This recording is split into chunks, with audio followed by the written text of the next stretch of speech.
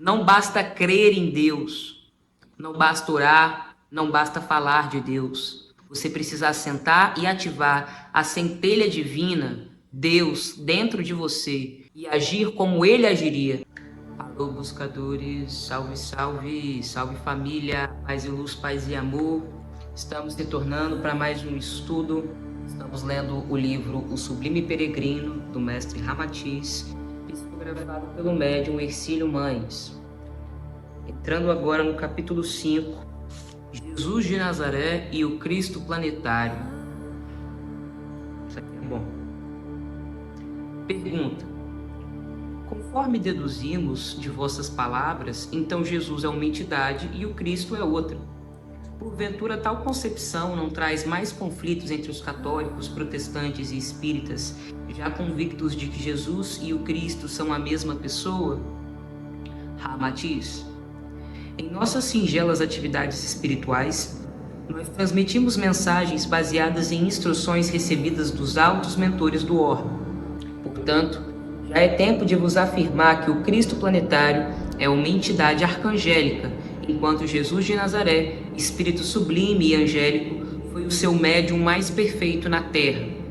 O excessivo apego aos ídolos e às fórmulas religiosas do vosso mundo terminam por cristalizar a crença humana, sob a algema dos dogmas impermeáveis a raciocínios novos e para não chocar o sentimentalismo da tradição.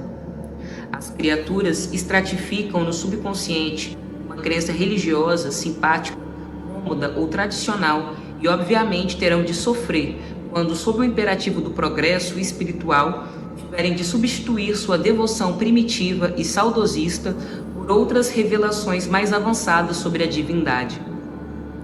Os religiosos de tradição, herdeiros e repetidores da crença dos seus avoengos e preferida pela família, habituados a adorar e jamais pensar, sentem-se amargurados quando têm de abandonar as imagens preferidas de sua devoção e substituí-las por outras mais estranhas. Assim, correspondendo à assimilação progressiva humana, Deus, primeiramente, foi devotado pelos homens primitivos através dos fenômenos principais da natureza, como o trovão, a chuva, o vento, o mar, o sol.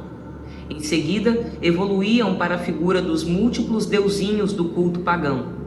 Mais tarde, as pequenas divindades fundiram-se, convergindo para a ideia unitária de Deus. Na Índia, honrava-se Brahma e Osíris, no Egito, e Júpiter na Olímpia, enquanto os druidas, no seu culto à natureza, cultuavam também uma só unidade. Moisés expressa em Jeová a unidade de Deus, embora ainda o fizesse bastante humanizado e temperamental, pois todos os sentimentos e emoções dos hebreus, no culto religioso, fundiam-se com as próprias atividades do mundo profano.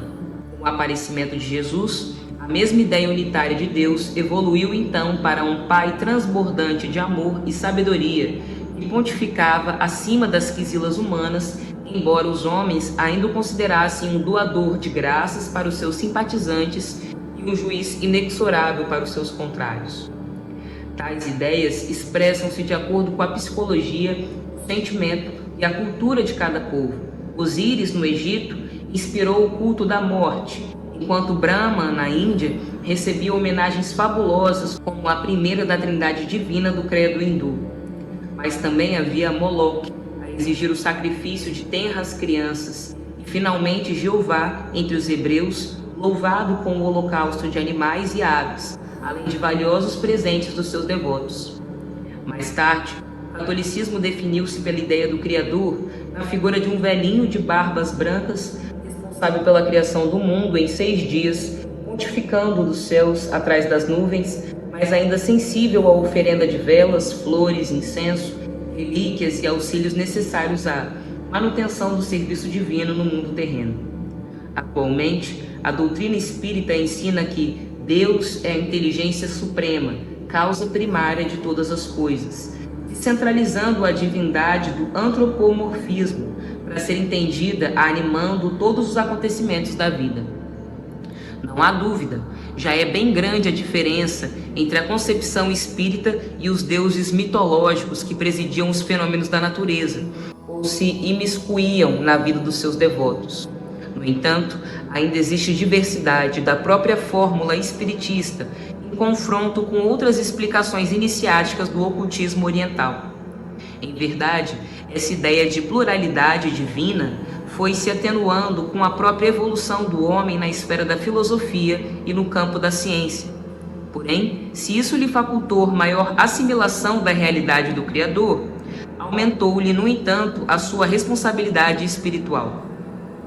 Quando o religioso tradicional tende a abandonar o seu velho mito, modificar sua ideia formal da divindade, acariciada há tanto tempo e infantilmente sob a proteção do sacerdócio organizado, ele então sofre na sua alma, e da mesma forma sofrem os adeptos de doutrina como o Espiritismo, ante a concepção de que Jesus é uma entidade à parte e o Cristo, o Logos, ou o Espírito planetário da Terra, outra. Todavia, o mais importante não reside propriamente nas convicções da crença de cada um, na caminhada da sua evolução mental e espiritual, mas no seu comportamento humano, quando o homem atinge um discernimento mais exato e real quanto às suas responsabilidades e a forma de se conduzir perante o Deus único. Os homens mais se aproximam da realidade à medida que também se libertam das crenças, pois estas, quer sejam políticas, nacionais ou religiosas, separam os homens e os deixam intolerantes, tanto quanto se digladiam os torcedores pelo demasiado apego a uma determinada associação desportiva. Vale o homem pelo que é, o que faz e o que pensa, pois a crença em geral é mais uma fuga da realidade. Nota de rodapé. Transcrevemos da obra de Krishnamurti, A Primeira e Última Liberdade, em seu capítulo 16, sobre a crença em Deus, o seguinte trecho que coincide bastante com o pensamento de Ramatiz. Abre aspas. Há muitas pessoas que creem. Milhões creem em Deus e encontram consolo nisso. Em primeiro lugar, por que credes? Credes porque isso vos dá satisfação, consolo e esperança. E dizeis que essas coisas dão sentido à vida. Atualmente, vossa crença tem muito pouco significação, porque credes e explorais, credes e matais. Credes em o Deus universal e assassinai-vos uns aos outros. O rico também crê em Deus, explora impiedosamente, acumula dinheiro e depois manda construir uma igreja e se torna filântropo. Os homens que lançaram a bomba atômica sobre Hiroshima disseram que Deus os acompanhava. Os que voavam da Inglaterra para destruir a Alemanha diziam que Deus era seu copiloto. Os ditadores, os primeiros ministros, os generais, os presidentes, todos falam de Deus e têm fé imensa em Deus. Estão prestando algum serviço? Estão tornando melhor a vida do homem? As mesmas pessoas que dizem crer em Deus devastaram a metade do mundo e o deixaram em completa miséria. A intolerância religiosa, dividindo os homens em fiéis e infiéis, conduz a guerras religiosas. Isso mostra o nosso estranho senso político. Fecha aspas. Meus irmãos, é muito aquilo que a gente falou no vídeo sobre a entrada para Sião. Muitos dirão Senhor, Senhor, mas não todos entrarão no reino dos céus. Então, se você quiser ver esse vídeo, você que ainda não assistiu, tá no canal. Assiste lá, a gente fala sobre isso.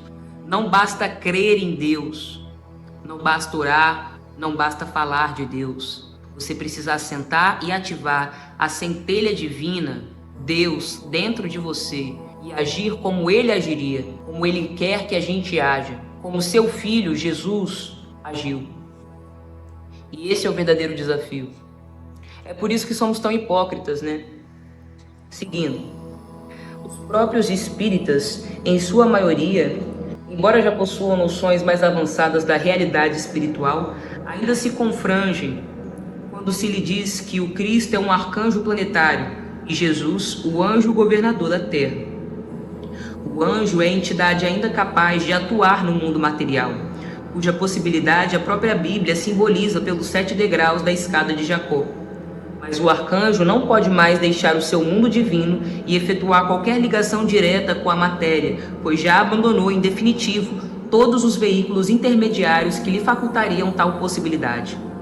O próprio Jesus,